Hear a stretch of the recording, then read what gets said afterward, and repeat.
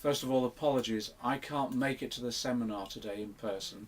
I'm afraid we've got a bit of a problem that's cropped up in the constituency, and I've got to stay here and sort it out.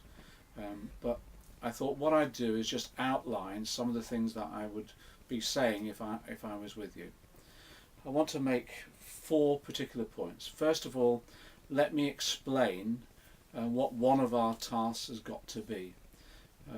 We've held these seminars to brief people about what autism is, what being on the autistic spectrum means, explain what people are experiencing, tell them what services we should be arguing for and should be provided, looking at the law and how we can secure legal redress to get those services and support, but then also explain that actually this is a political issue, because people on the autistic spectrum have not been well served, and they have not had the services that they need, and the families have not had the support, and part of our job is to make sure that they're properly represented.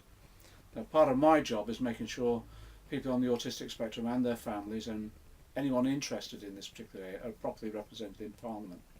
We've set up an all-party group of MPs coming together, and that's been working for a number of years to press government to first of all develop a strategy to address this issue, and we've done that to a certain extent. We've had some successes. We've forced the government to enact in law that there has to be a strategy for both children and for adults, but also to make sure there's proper resources applied so that we can ensure that people get the income that they need, get access to the training and education and employment that they need without discrimination, and that they're protected at work in particular, and then have the whole range of local services that they need to support them as well.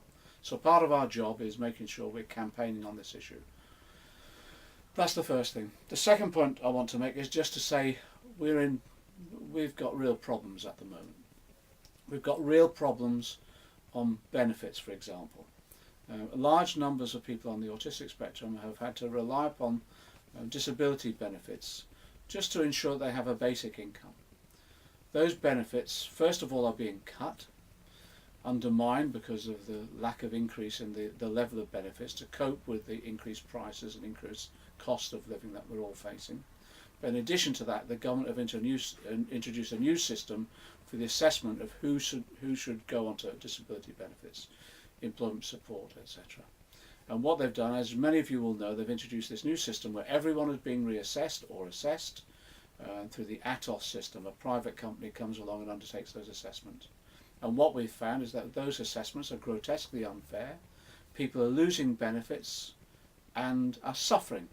And we've had many, many cases now where people have suffered terrible consequences as a result of this system. We've been raising this in Parliament through trade unions, through our trade union groups and through our all-party groups as well. And we're campaigning all the time. But that's one of the campaigning issues that we've got to address. We've got further problems now coming because the government is introducing shortly the universal credit and also personal independence payments. We feel that they will discriminate against people with disabilities and also undermine the income that they now have and prevent people getting the real benefits that they deserve. So again, one of the issues there we've got to do is monitor the introduction of those new benefits and support people on a case-by-case basis, of course, but campaign for reform, and that will be a key issue for us in this coming period. The other thing that's happening in a couple of weeks' time, coming into the House of Commons, will be a discussion around the Children and Families Bill. What this does, it changes the whole system by which local authorities provide services to children, particularly to children with disabilities and special needs. The statementing process that children now go through, which is difficult but at least does secure in law certain rights to access services, will be changed completely. And our concerns is that on the new system that will be brought in, there will be a lack of adequate representation, a lack of appeal, and as a result of that people will lose out. The other thing is that local authorities will now be told to produce a directory, working with the health service to produce a directory of the local services that they're to provide for children with special needs. And we're concerned that what will happen is, because of local authority cuts, They may well produce that directory and rebadge and rebrand some of their services, but actually it will still mean that people will not get the services that they need at the local level to address the problems that people face as a result of being on the spectrum and give their families support. And it's basic things like funding for transport, funding for access to respite care, funding for access to facilities like trips or training or education, that sort of thing. And again, we'll be monitoring that through RMPs groups, but also we'll be informing trade unions about the issues that we want to campaign upon. Let me just say that also finally what we're facing, and as you know, we're facing £18 billion of cuts by this government from the welfare bill overall, £20 billion worth of cuts in the NHS, and local government cuts on a scale well we've not seen before, even in the 1980s. Some local authorities are having cuts over the next 3 years of something like a third of their budgets.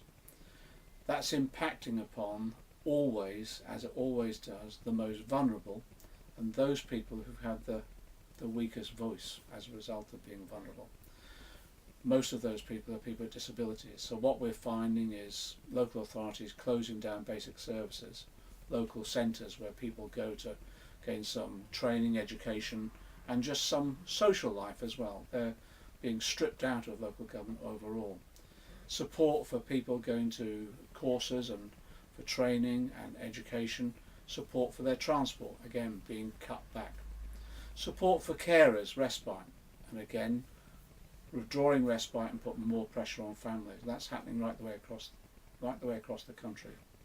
So again, what we've got to do now is highlight to people and expose the cuts that are taking place that are impacting upon the most vulnerable. And some of the most vulnerable are people on the autistic spectrum of all ages.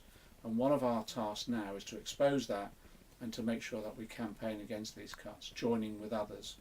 You've seen and heard about the march we had a year ago, the Hardest Hit campaign, where we got all the disability groups coming together, working with trade unions, lobbying Parliament, and that was very effective in exposing that.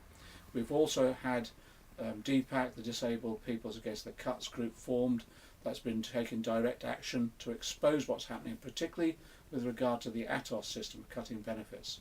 Black Triangle, the disability campaigning group up in Scotland, have been exposing exactly what's happening to people. And you know, a few weeks ago in Parliament I read out the research that Black Triangle and DPAC and the Spartacus report had produced, which actually highlighted what we call Callum's List. And Callum's List is a list of those people we know who, as a result of benefit cuts, have committed suicide. And we've tried to expose what's going on, but it needs us now to explain to people that we can't tolerate this anymore. We're supposed to be a civilised society, cutting the benefits of people, the most vulnerable, the most needy, the poorest, and producing consequences like people committing suicide is not acceptable. So part of our job now in this coming period is to resist these cuts.